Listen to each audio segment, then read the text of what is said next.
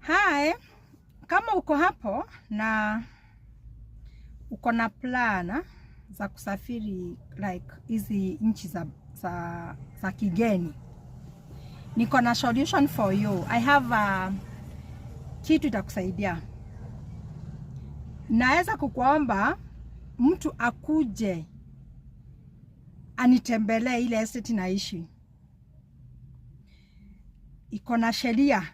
Kuna hao watu wenye lazima ukiendesha gari unaendesha kama yani you don't even care. Kuna watu hawafuati sheria za barabara. So kuna mtu nitamuomba mkuje mtembelee estate yetu. I will invite you to come and visit me.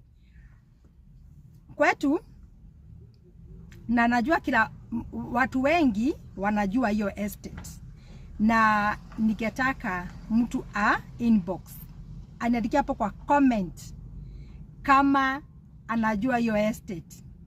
Kama haujui, just comment uniandikie au invite, nitakuinvite ukuje unitembelee.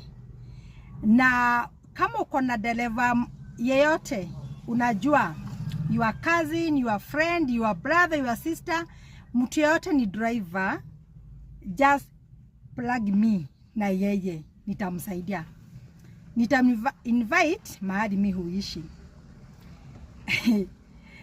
Unajua sheria za huko hauwezi pitisha speed ya 20. Ukiingia pale kwa gate ushapewa kadi, unaambiwa hakuna kupita speed ya 20. Kama utapita, fine ni 1000. Ukipata kuna stop sign mahali watu close, pia unafaa usimame.